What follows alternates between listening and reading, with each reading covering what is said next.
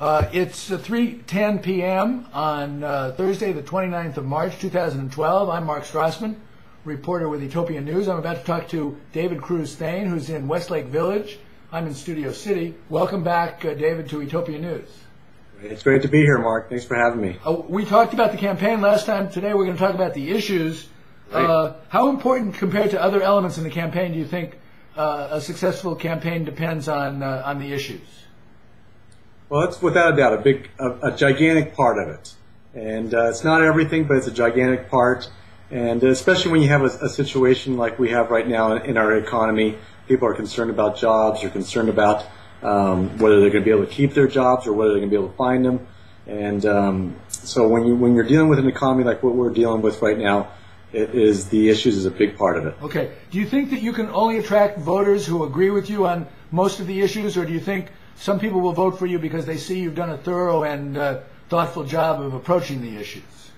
Listen, at the end of the day, it's hard to find anybody that will agree with you 100% of the time. I mean, I've been married for about 18 years, and I have an amazing wife, and have known her for a lot longer than that, and we only agree probably 70% of the time. So I like to believe that you're going to find people that maybe not agree with you all the time, but they still would vote for you. Okay. What issues do you think are going to be most important in this campaign? Without a doubt, jobs, the economy, education, the environment, immigration. But at the top of the list is jobs and the economy. I mean, how are we going to jumpstart this country? How are we going to create jobs? That's what people want to know. Okay. How are we going to create jobs? Well, I believe that a big part of that is through investing in infrastructure, whether that's highways, bridges, roads. We need to do a serious job. We need to do a better job of investing in our infrastructure. Our infrastructure needs it. That would create jobs right away. Another way is investing in green technologies and things like that.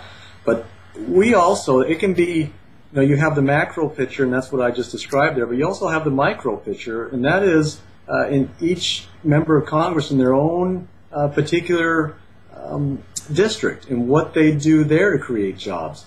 Our particular district has been ignored for so long. We've had a member of Congress who's been in for 26 years, who I think initially maybe got in for the right reasons, but after a while just was not working the district, was not out there hearing the problems, hearing the concerns, trying to figure out how to make a difference in their district. And I'm amazed, just as I'm running, I'm not a member of Congress yet, but as I'm running to be a member of Congress, I'm just amazed, small business owners and shopkeepers, how they're just stunned that I'm even in there talking with them. They believe that Washington has no connection or has any interest in what they're doing whatsoever. And I think that there's a lot of room there. There's a lot of ways that inside your own district you can bring major employers, major companies into the district that would help create jobs.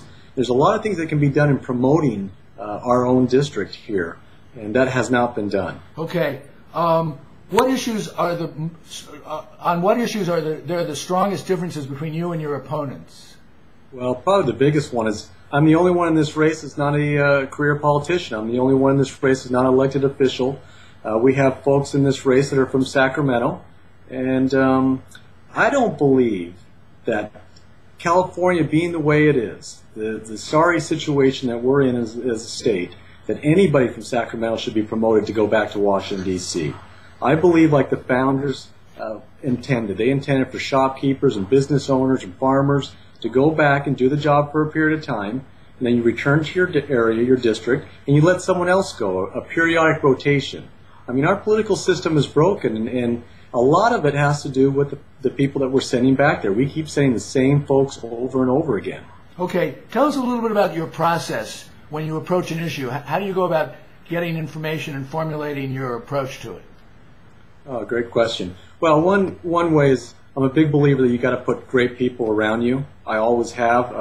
If you look at this campaign, we have what many are considering one of the best campaign teams in the country, which is pretty impressive for a political novice like myself.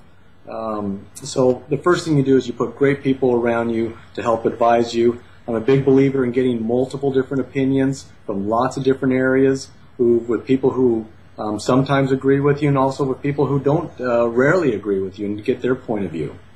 Okay, tell us as briefly as you can what your immigration policy would be and what you'd support in Congress. My immigration policy is roll up my sleeves, get back there, and do the job that nobody wants to tackle. We keep avoiding this, and it's the elephant in the room.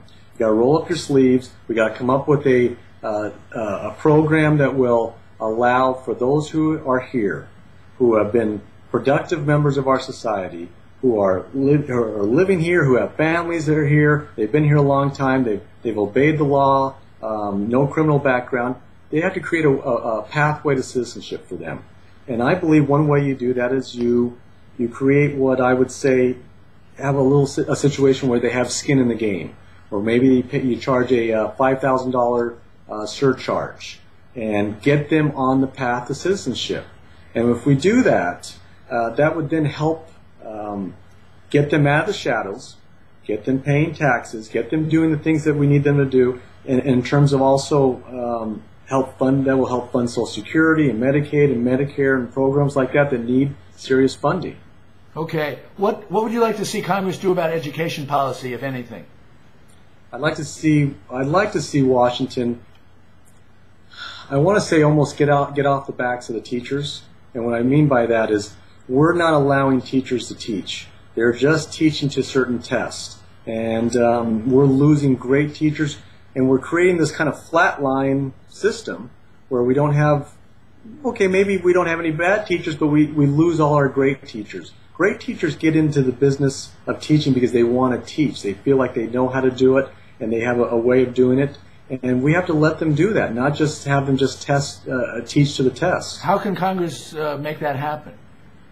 Well, you send a very clear message that you restrict some of the regulations, and you lift some of these regulations that you're currently putting on teachers right now in school boards and in our education system. Okay.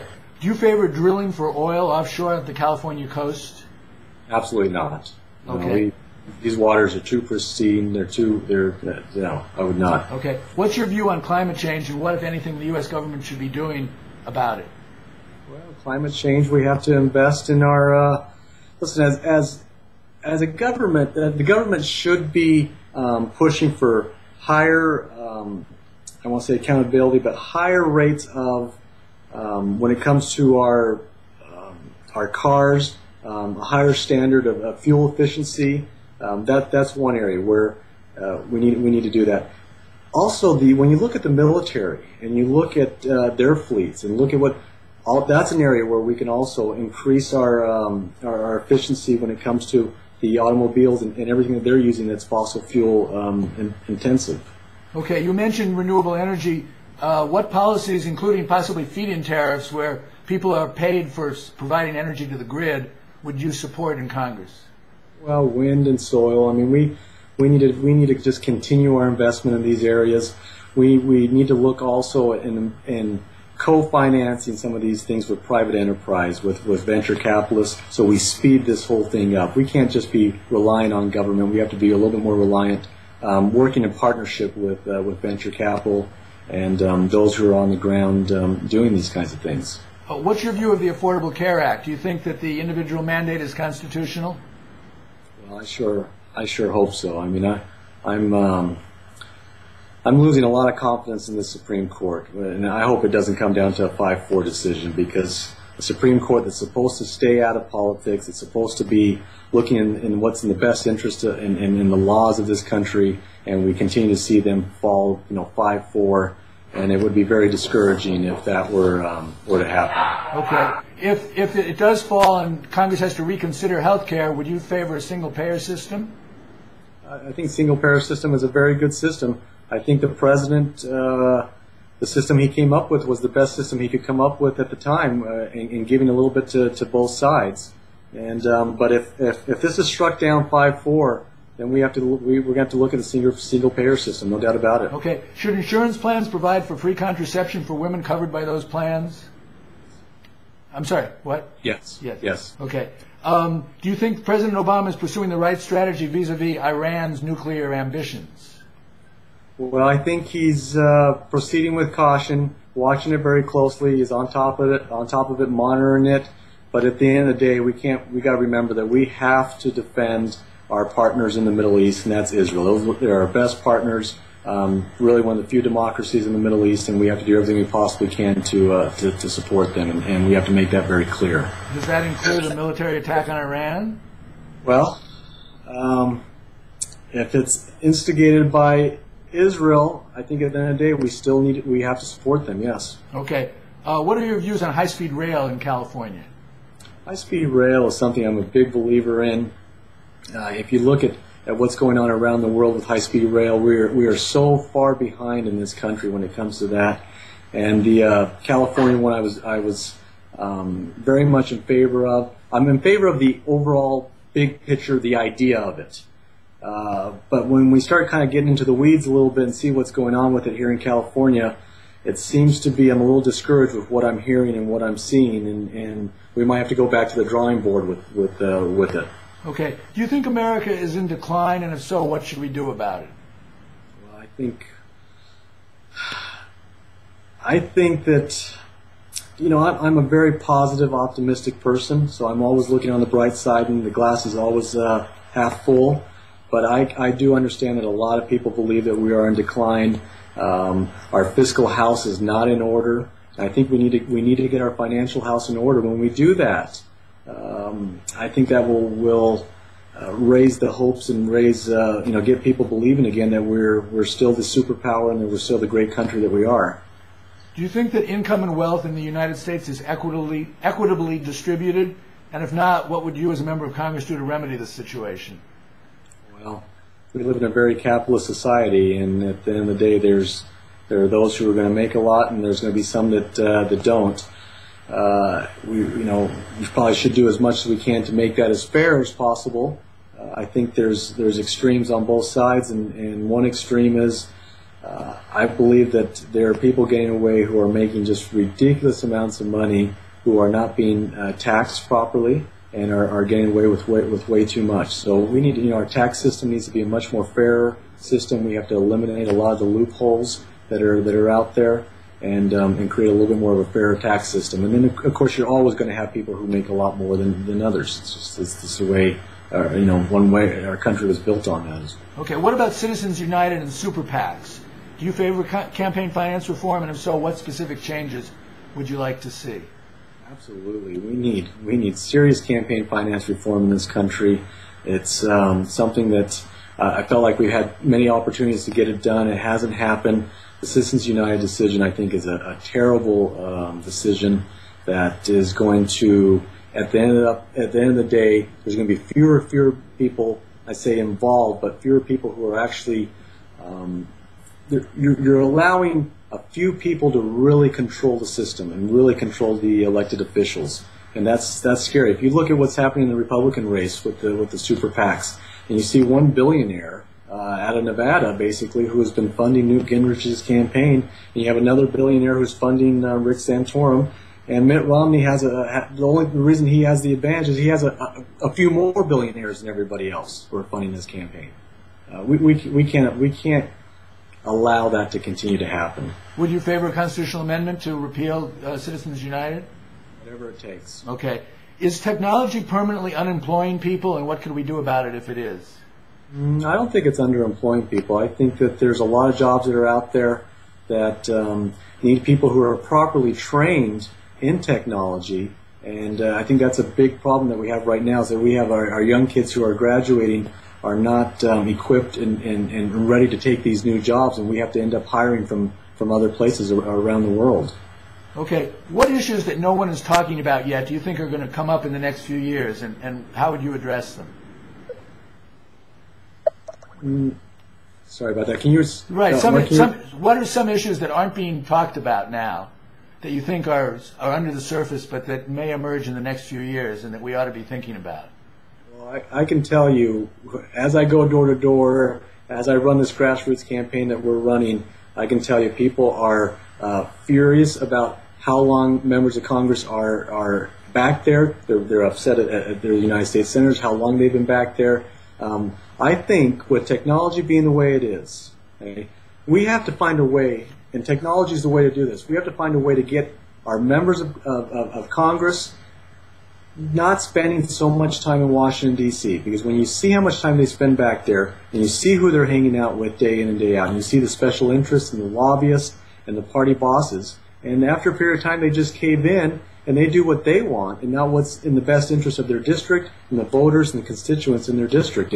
And I hope to see one day where the only times that the members of Congress go back to Washington, D.C. is periodically, once or twice a year, and the rest of the time they're voting in their district offices and they're surrounded by voters and constituents.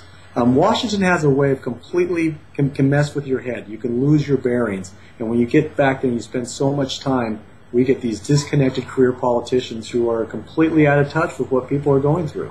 Okay, I want to thank you and ask at the end here how people can stay up to date on your positions on the issues by contacting your campaign on the internet. How can they do that?